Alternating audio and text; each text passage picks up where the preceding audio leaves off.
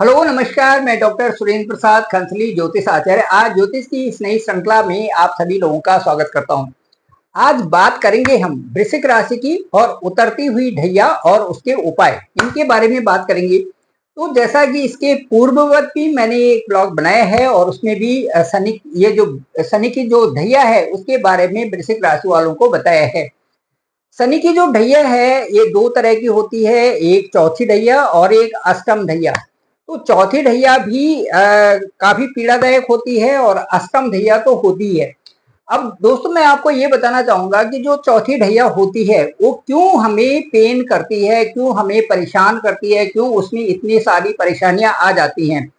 चौथी ढैया का मतलब ये है कि वैसे भी जो जो राशियां जो शनि की शत्रु राशियां हैं उनमें ज्यादा पीड़ादायक ये ढैया बन जाती है। अब वो राशियां कौन सी है? वो राशियां ये हैं, एक तो मेष राशि है, एक है वृश्चिक राशि, दूसरा कर्क राशि और तीसरा जो है सिंह राशि। तो चार राशियां हो गई ये एक मेष राशि हो गई, वृश्चिक राशि हो गई, कर्क राशि और सिंह राशि। इन राशियों में क्योंकि जो शत्रु भाव होता है या हम ये कह सकते हैं कि उतना कंफर्टेबल जो है शनि का इन राशियों के प्रति नहीं होता, इसलिए वहां पर जो ढैया है या साढ़े साथी का पीरियड है उस राशि में ज्यादा वहां पर देखा जाता है और वो प्रभाव देखा भी जाता है और उस तरह की परिस्थितियां आ भी जाती हैं। तो मैं ये कहूंगा कि बहुत बड़ी परेशानी ना हो करके जो छोटी छोटी परेशानियां होती हैं वो बड़ी बन जाती हैं। जैसे उदाहरण के लिए, जैसे आप कार्य कर रहे हैं, ऑफिस में कार्य कर रहे हैं, नौकरी कर रहे हैं, प्राइवेट कर रहे हैं या सरकारी में कर रहे हैं, तो वहां पर अचानक से आपके बॉस के साथ में कोई आपका डिस्कशन होना और उसमें आपने कुछ ऐसी बात बोलना, चाहे वो लॉजिकली ठीक भी हो, वो आपके सामने जो है बॉस को अच्छा ना लगना।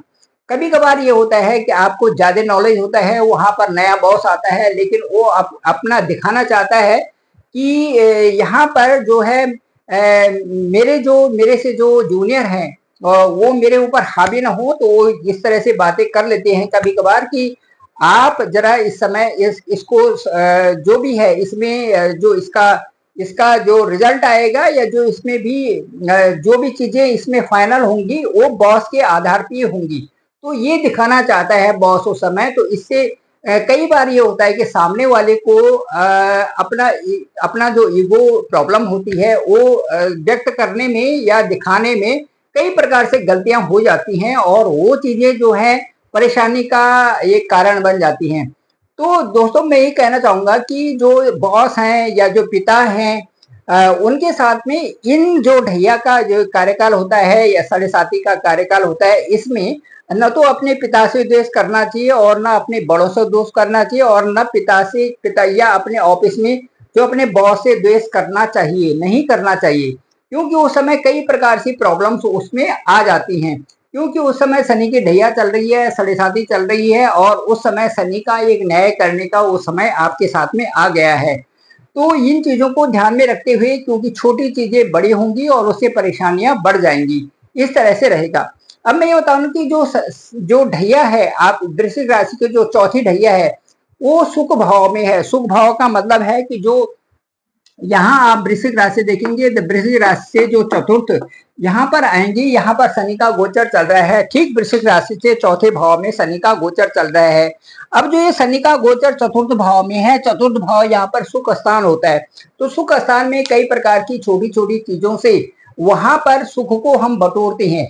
उन चीजों में कई तरह के प्रॉब्लम्स आ जाते हैं। सामने जो है हमारा कार्य क्षेत्र है, इसमें प्रॉब्लम आने से आप टेंशन में आ जाएंगे। आपकी जो सेहत है उसमें किसी प्रकार से यदि दाग धब्बे लगते हैं या किसी प्रकार से स्किन में कुछ हो जाए उससे आप प्रॉब्लम में आ जाएंगे। यदि आपकी ये कोई भी कोर्ट के डिस्प्यूट्स वगैरह चल रहे हैं उससे परेशानी में आ जाएंगे। और ये सारी चीजें जो हैं, कई छोटी चीजें बड़ी बनती हैं। तो ऐसी परेशानियां जो ये ढैया है शनि की ढैया में आ जाती हैं।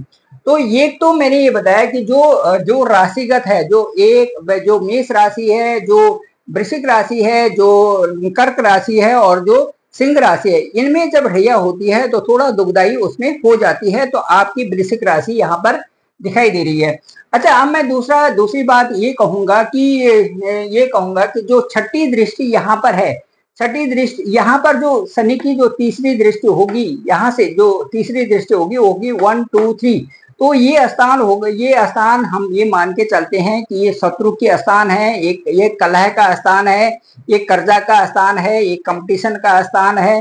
तो इन इन जो ये चीजें हैं इनमें रुकावट आ जाती है, कई बार कंपटीशन में सफलता नहीं मिलती है, कई बार कई कोर्ट केसेस हो जाते हैं, कई बार जो अपने व्यक्तिगत पर्सनल रूप में या फिर बाहर जो ऑफिसेज होते हैं उसमें कई प्रकार के ऐसे कलाएं आ जाते हैं, उसका ये क्षेत्र है। शनि की दृष्टि तीसरी यहाँ पर होगी, इसलिए छत्र इसमें जो है शत्रुओं को या तो अपने आप से घबराहट होगी, तो उसमें क्या होता है और शत्रुता दिखाने की कोशिश उसमें हो जाती है, कोर्ट केसेस इसमें होंगे और कई प्रकार के उतार चढ़ाव इसमें आएंगे। इसके अलावा जो आपके आपके जो फेवर में जो चीज होती है वो नहीं दिखाई देती, क्योंकि शनि की जो डिग्री होती है उस समय शनि की डिग्री के अंश जो कम होता जाएगा, तो वो प्रभाव भी धीरे धीरे करके कम होता जाएगा।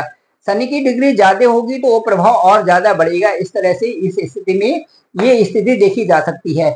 उसके बाद यदि चलें कि शनि की यहाँ से जो 7वीं दृष्टि है वो आपके कार्य क्षेत्र में, ये जो जहां पर आप नौकरी कर रहे हैं वहां पर होगा, पिता के साथ में या बॉस के साथ में किसी प्रकार से कोई भी परेशानी हो सकती है। इससे क्या होता है कि नौकरी व्यापार के हर क्षेत्र में परेशानी आ जाती है। कई लोगों को तो इसमें ऐसा भी होता है कि उस समय नौकरी जाने के चांसेस भी बन जाते हैं, और इसके साथ साथ में व्यापार में भी बहुत उतार चढ़ाव आ जाता है, कई लोगों पर देनदारी चढ़ जाती है, और इससे जो है मेहनत जो आप कर रहे हैं वो मेहनत रंग नहीं लाती है, और बाद में जो है कई लंबे समय तक इसका प्रभाव 2.5 साल तक इसका प्रभाव बना रहता है। तो जैसे कि शनि एक राशि में 2.5 साल तक रहते हैं तो उसका प्रभाव भी उसी तरह से बना रहता है, जिससे परेशानियां तो आ ही जाती हैं। इसके साथ साथ में जो ये भाव है यहाँ पर जो हम देखेंगे शनि की जो 10वीं दृष्टि है, इसमें इसमें क्या होता है, दृष्टि लग्न पे है, दृष्टि आपके मुंह पे है, तो इसमें मुंह में किसी तरह से दाग धब्बे या किसी प्रकार से कोई चीज बनना या स्किन का ऊपर उठना, इस तरह से भी इसमें आ जाता है। साथ साथ में नींद आलस्य आना और कई प्रकार से पैरों में दर्द होना, ज्वाइंट पेन होना, मानसिक तनाव होना, ये डर और भय उत्पन्न करना, स्ट्रेस पैदा हो जाना, डिप्रेशन में चले जाना, ये सारी स्थितियां इसमें आ जाती हैं। जो कि अब मैं ये कहता हूँ कि जो शनि की ढैया है ये जनवरी 2023 से शुरू हुई थी, और ये ढैया अब रहेगी आपकी 29 मार्च 2025 तक। तो 29 मार्च 2025 तक जब ये रहेगी, तो वैसे शनि जो है न्याय के देवता भी हैं। तो इसके साथ साथ में मैं ये कहूंगा कि शनि का प्रभाव उतरती साढ़े साथी के साथ जो ढैया है उसका उतरते हुए जो ये पीरियड है 29 मार्च का, उसमें अब ये कम होता जाएगा। और ये भी कहा जाता है कि जैसे शनि स्थान को चेंज करते हैं तो कम से कम 6 महीने पहले उनका जो वहां पर प्रभाव होता है वो कम कम होता जाता है, और अगले भाव के परिणाम शनि देने लगते हैं। तो अब जो आपकी राशि से ठीक पंचम में यहाँ पर शनि आएंगे, तो उससे क्या होगा कि आपके सारी वो चीजें खुल जाएंगी और आपकी ढैया भी, शनि की ढैया भी खत्म हो जाएगी। तो ये है। और इसके साथ साथ में ये मैं कहूंगा कि जैसे जैसे शनि की डिग्री कम होती जाएंगी उसका प्रभाव भी उसी तरह से कम होता जाएगा, और ये आपके लिए एक बहुत अच्छा संकेत है। अब मैं ये कहूंगा कि शनि चूंकि बकरी हैं और ये 30 जून तक, 15 नवंबर तक बकरी रहेंगे, 30 जून से बकरी हो गए हैं, 15 जून तक बकरी रहेंगे, तो कुछ लोगों को तो जिनका तो उस समय भी शनि बकरी होगा जन्म चार्ट में, उन लोगों को तो इस समय अच्छा उनका चल रहा होगा, फिर भी बैलेंस लोग होंगे, लेकिन जिनका मार्गी रहा होगा उनको काफी परेशानी इस समय रही होगी। अब मैं ये कहूंगा कि जब ये शनि का बकरी काल जो 15 नवंबर तक ये पूरा हो जाएगा, तो उसके बाद सारे लोगों को, चाहे वो बकरी वाले हो या जिनका शनि मार्गी भी हो, दोनों तरफ के लोगों को इसमें फायदा होने वाला है। अब वृश्चिक राशि को मैं ये बताऊंगा कि उनका ये समय, जैसे उनकी दशा और अंतर्दशा भी आ रही होगी, तो ये जैसे ही ये बकरी पीरियड खत्म होगा उसके बाद काफी लोगों को राहत मिलेगी, और साथ साथ में उतरती हुई ढैया भी होगी, उसमें रिजल्ट आपके फेवर में आने की पूरी आशंका बनती है। अब मैं ये कहूंगा कि जो जिन लोगों के कर्म अच्छे होते हैं, अच्छी तरह से कार्य करते हैं, क्योंकि शनि जो है डिसिप्लिन चाहता है और उसके बाद ज्यादा मेहनत चाहता है। जो लोग इस चीज को समझ गए होंगे कि ज्यादा मेहनत करनी है, डिसिप्लिन में रहना, सुबह टाइम से उठना, टाइम से सोना, ये सारी चीजें, नींद का जो है एक अच्छा सा वो फोकस होना चाहिए। ऐसे नहीं कि आप दिन में रात में कहीं भी जितने आप आलस्य रहेंगे उतना ये समझ लीजिए कि शनि का उतना ही ज्यादा प्रभाव है। यदि आप डिसिप्लिन होते हैं, अच्छे रहते हैं, अच्छा खाना खाते हैं, तो इसमें यानी कि इसमें शनि का प्रभाव भी कम होता जाएगा। अब मैं ये बता रहा हूँ कि ये प्रभाव तो कम होगा ही और आपको पॉजिटिव रिजल्ट्स आने शुरू हो जाएंगे जैसे ही शनि जो है 15 नवंबर को 2024 से जैसे ये बकरी पीरियड खत्म होगा, उसके बाद जो है काफी राहत सारे वृश्चिक राशि वालों को मिलेगी। अब मैं ये बताना चाहूंगा कि शनि के लिए जो सबसे अच्छा उपाय है वो उसे उसे कहा जाता है छायादान।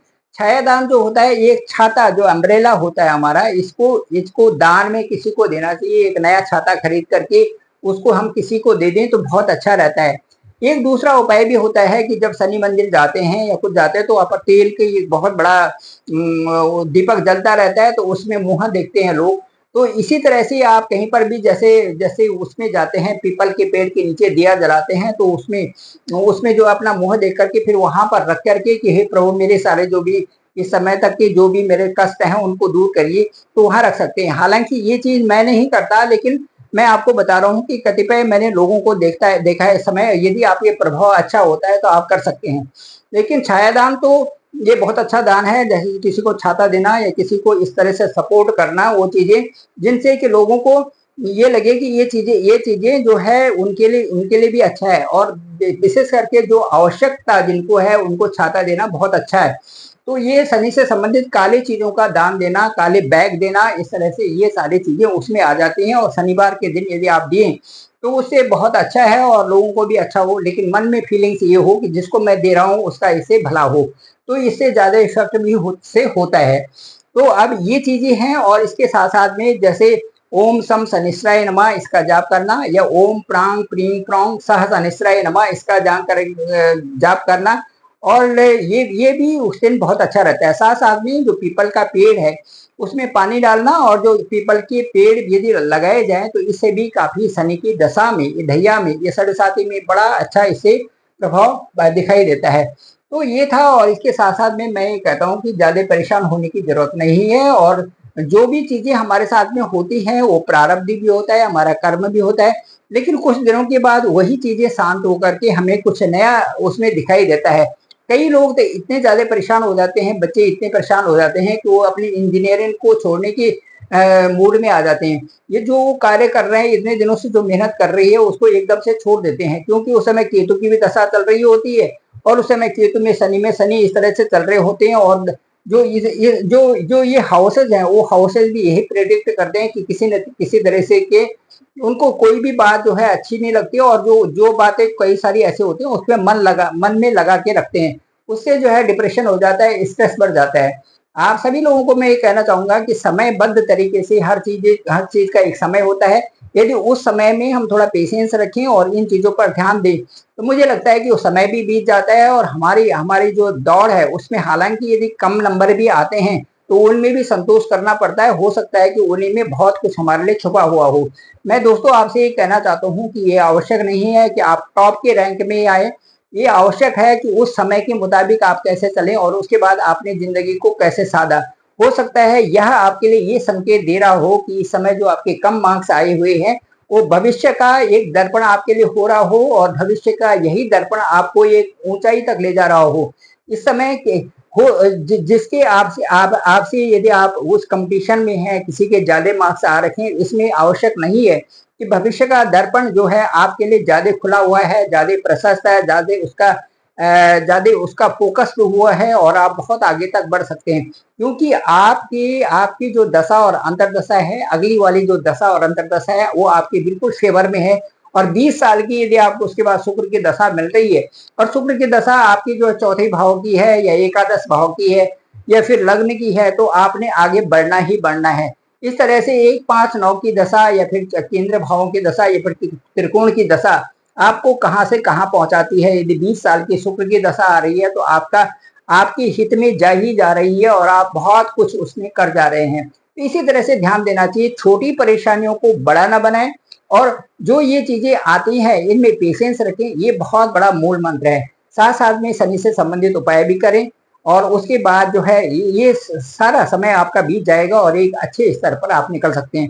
Thank you very much. मैं डॉक्टर सुरेंद्र खंसली, मेरा डिस्क्रिप्शन पे भी यही जो नंबर है वो है 9868280191, डिस्क्रिप्शन पे लिखा हुआ है।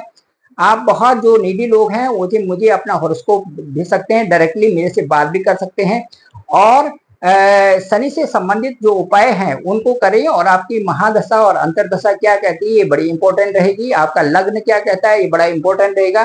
वो आपकी कुंडली और आपके हॉरोस्कोप के जरिए वो पता चलेगा, और उसके अनुसार आपको सही जो है मार्ग निर्देशन भी किया जा सकता है, और सही दशा और अंतरदशा के अनुसार बताया जा सकता है कि कौन सा उपयुक्त समय आपके लिए होगा।